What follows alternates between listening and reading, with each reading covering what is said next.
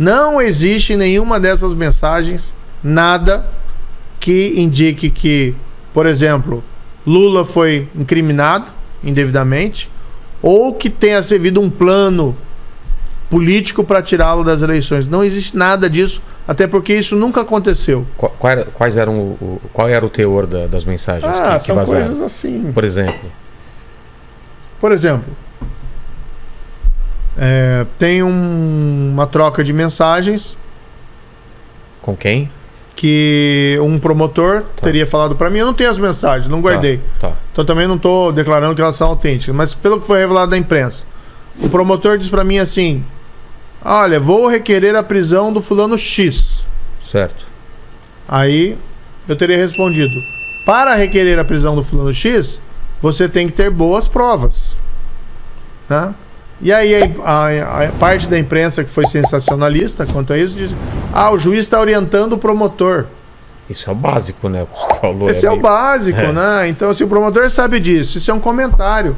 Que na verdade você está até sugerindo prudência ao promotor. Olha, cuidado. Entendi. Né? Tem que apresentar boas provas para isso. Então são coisas assim. Nenhuma dessas mensagens, então, tem alguma coisa que seja contra a lei. Não tem nada. Aí tem um caso lá que é. Como é que é também? Eu supostamente teria perguntado pro promotor se eles tinham um caso sólido contra o Lula. E aí o promotor me descreve o que eles tinham. E aí eu recebo a mensagem e nem falo nada. Isso é permitido? Sim, ele está me contando a denúncia que ele ia propor. Né? Mas assim, ele já estava fazendo, ia propor a denúncia, e eu estava preocupado, porque tinha toda aquela celeuma em cima do Lula, e eu perguntava: mas vocês têm uma denúncia sólida contra ele? E aí ele descreve a denúncia.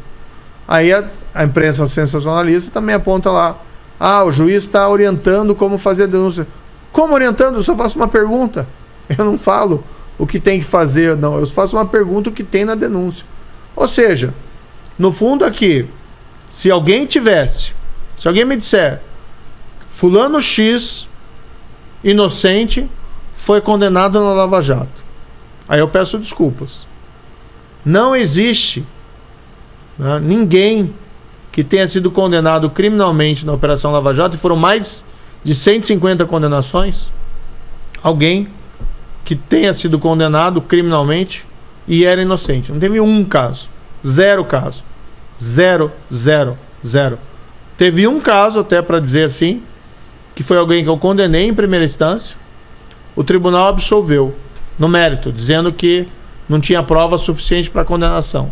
Esse mesmo indivíduo, 3 meses depois, porque ele era acusado em outros processos, confessa que de fato ele era culpado. Entendi.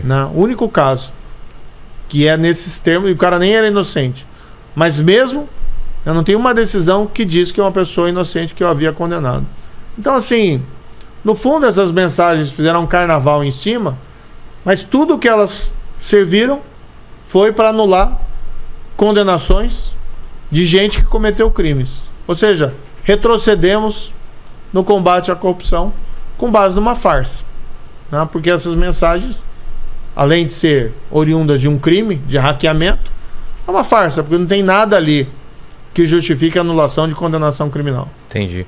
E a outra acusação é em relação de você, já havia até você respondendo sobre isso, mas se pudesse falar sobre trabalhando numa empresa que foi condenada pelo... Sabe, essa outra acusação, o que você tem a dizer sobre isso? Não, essa é uma outra coisa absurda.